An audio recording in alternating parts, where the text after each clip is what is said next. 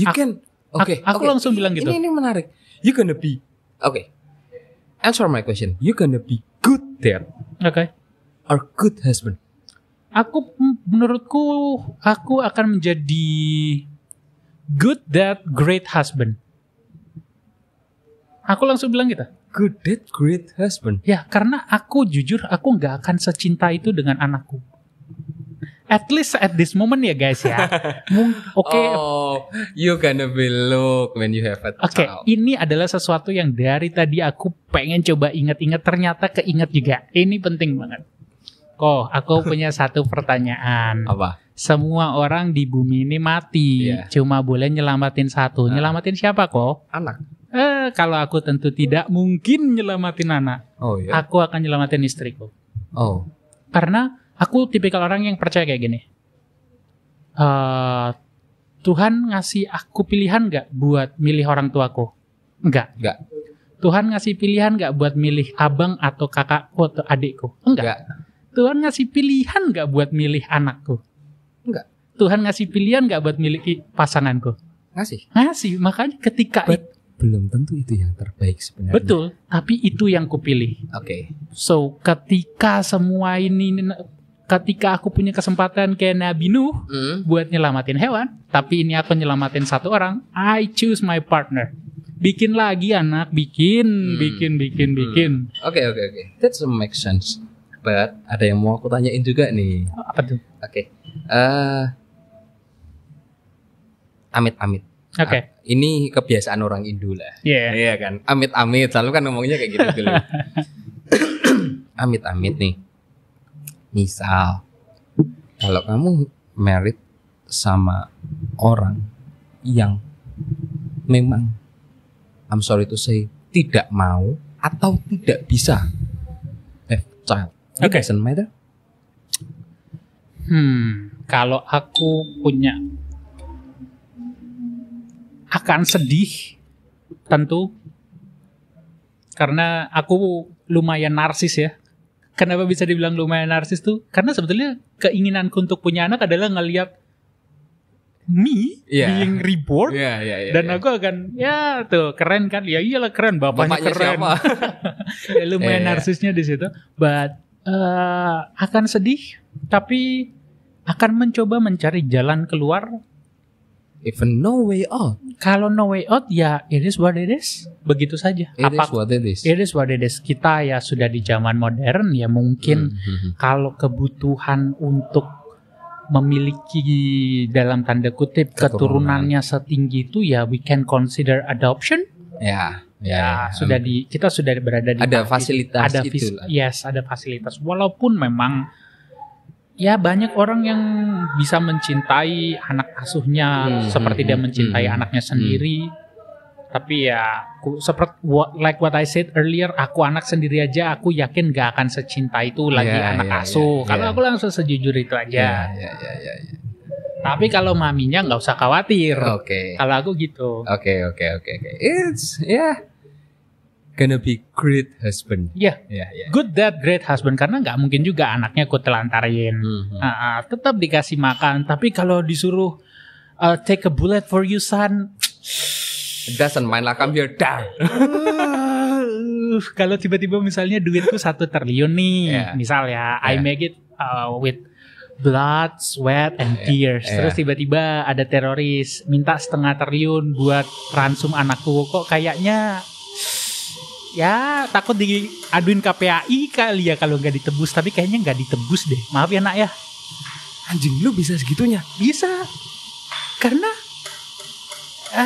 oh come on man. Are you serious? I'm serious. I'm dead serious. Oh fuck lah. I don't look how long we are taking this podcast. Fuck. Aku semampu itu untuk bilang bahwa aku akan mencintaimu, aku akan mengajarimu, tapi aku tidak akan memberikan hidupku untukmu. Dan in one situation, you have a child and your child need operation and transplantation, you're hurt. No, I'll say no.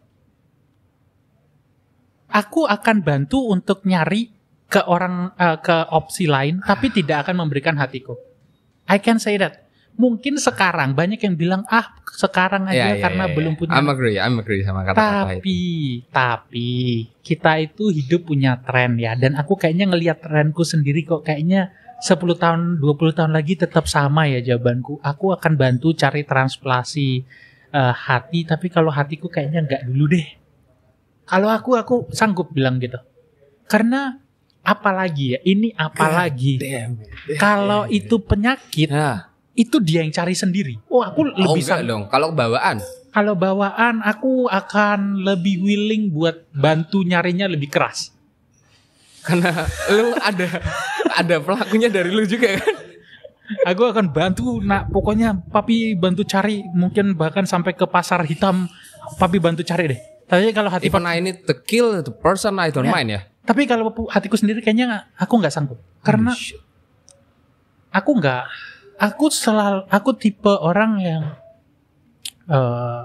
diriku sendiri baru orang lain. Even that's for your child. Ya. God damn. Karena aku tipe orang yang gimana ya bilangnya ya. Kalau nggak ikhlas melakukan sesuatu, bahkan sampai lagi kencing aja kepikiran sebelnya. Dan aku nggak sanggup ngelakuin itu kalau aku nggak ikhlas. Ingat ya guys, kalau aku nggak ikhlas ya, bahkan itu untuk anakku sekalipun. Karena pernah nggak sih waktu kita kecil tuh kita punya perasaan bangga banget habis ngasih pengemis 500 perak? Oh iya, of course. Aku bisa melakukan kebalikannya. Dalam artian kalau aku let's say nggak ikhlas tuh ngasih 500 peraknya, sampai ngencing anjing ngapain sih gue kasih tuh 500 perak untuk ke pengemis? What I'm afraid of, aku melakukan hal itu ke anakku. Kalau itu kejadian, your wife need to transplant, kebetulan lu bisa. Aku justru lebih willing. God damn it. Karena memang seperti itu. Orang yang kupilih sama orang yang dikasih, aku akan jauh lebih menghargai orang yang aku pilih. Ketika orang itu dikasih dalam tanda kutip, I have no choice. Oke. Sampai ntar lu punya anak, kenalin dulu sama gue biar gue jadi bapak baptisnya, nggak apa-apa deh. Gue takut kalau ntar anak lu kenapa mending lu pasrahin ke gue, nggak apa-apa deh. Anjing. Aku bukan berarti aku akan biarin anakku maksudnya tak terdidik, nggak dikasih makan and stuff. Tapi life and death situation, aku nggak yakin aku cukup ikhlas untuk melakukannya. Karena seperti yang aku bilang tadi, aku bahkan bisa menggerutu untuk hal sekecil memberikan 500 perak. Bahkan di saat aku lagi nggak mikirin itu sekalipun. Terus nanti ada orang yang akan bilang, ya udah kalau gitu jangan punya anak, mungkin kamu nggak siap punya anak. Aku datang ke dunia ini bukan buat jadi bapak dia. Aku datang ke dunia ini untuk jadi diriku sendiri. Untuk menyelesaikan hidupmu. Ya, di mana aku memiliki lebih dari satu karakter. Aku Arudo si ayah, aku Arudo si bos, aku Arudo si anak, aku Arudo si husband. Tapi aku tidak menjadi satu pribadi untuk datang ke dunia ini specifically untuk menjadi Arudo si ayah. Dan aku tidak mau hidupku hanya menjadi Arudo si ayah. Aku akan memberikan porsi ke anakku. Sebagaimana porsiku sebagai ayahnya. Dimana kalau ketika porsi itu berlebihan, aku takutnya aku nggak bisa menjadi diriku sendiri lagi. That's what I'm scared of. Dimana aku nggak ikhlas. Ya udah, aku sebel. Are you know your statement gonna be pro and contra? Oh banget. Tapi apakah aku jadi takut? Ya enggak juga. Oke. Gue mencoba itu sih, mencoba apa ya? Mencoba untuk menjadi sedikit lebih mengerti lah apa yang ada di isi kepalamu, apa yang menurutku that's a logical do. Oke. Karena kalau menurutku yang in my perception that's about the feeling. Oke. Ya kan? Tapi aku sampai di titik itu aku yang belum bisa kebayangan. Maybe it seem like when you ask to me, kamu bisa memutuskan gitu aja untuk menikah?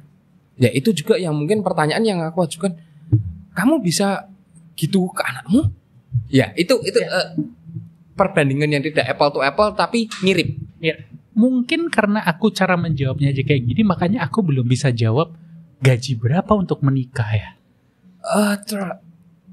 Ada beberapa hal yang memang bukan yang tidak perlu di-prepare sama sekali ya, cuman not to be worry. Nah, itu kata-kata yang tepat. Aku juga tidak pernah percaya orang yang bilang udah nikah aja nanti kan pintu rezeki kebuka 2 tai anjing lah, kagak mungkin lah kayak gitu. Kagak mungkin. Cuman intinya jangan buat itu jadi ketakutan. Oke. No. For now kamu tuh masih bisa menghidupin kalau kamu berpasangan.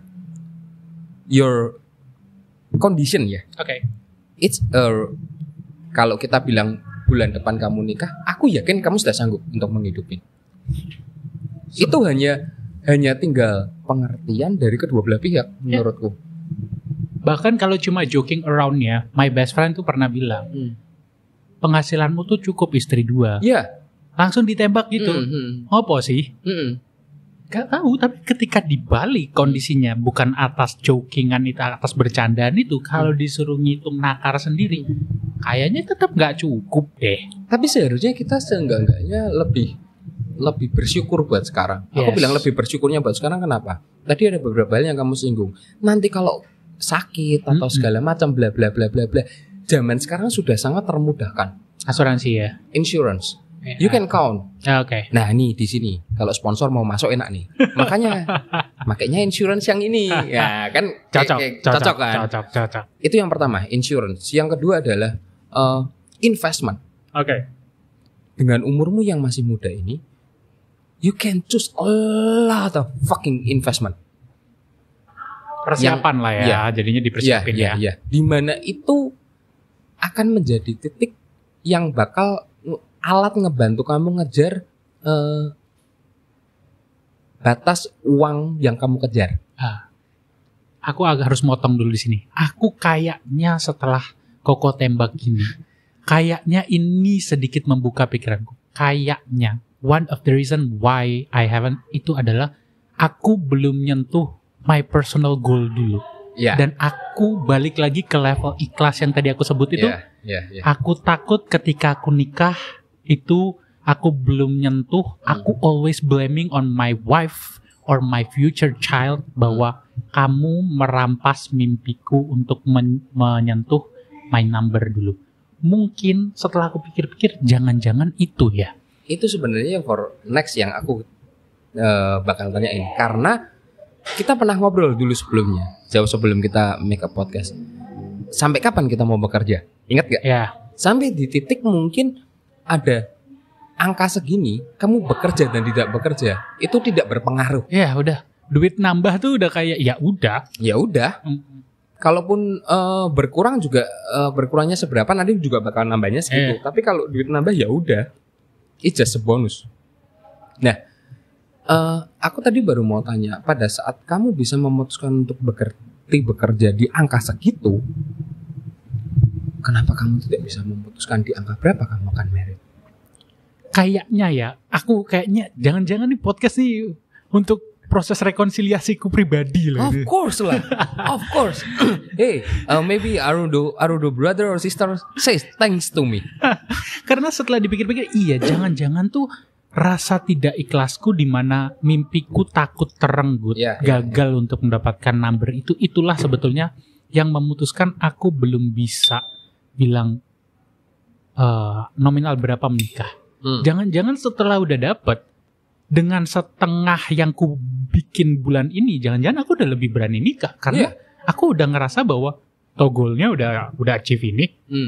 Ya walaupun besok aku let's say biasanya aku make 100 juta, let's say tiba-tiba jadi 25 juta, kayak ya udah kan, tapi goalnya kemarin udah dapat. Ini udah cukup. Aku nggak bakal ada ngerasa kayak nikah terus besok anak melahirkan gini-gini. Kayaknya ini nih jawabannya. So mungkin buat orang-orang di sana yang punya personal goal yang ambisius banget, mungkin finish your unfinished business first. Sorry, I must speak up. Mungkin itu juga yang menyebabkan pada saat itu aku waktu itu ya udah merit aja. Because you already finish your unfinished business ya, your personal goal ya. I have the personal goal yang I have the own place to making money. I have the own my place to stay, and I have the other place to making the money. So why I must be scared?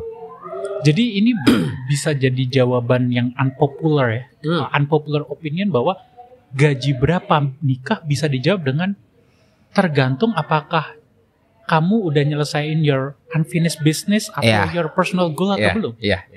That's the answer. Lebih nyaman aku untuk bilang bahwa ya aku bisa kok nikah besok selama aku udah selesain hal yang dalam tanda kutip membebaniku.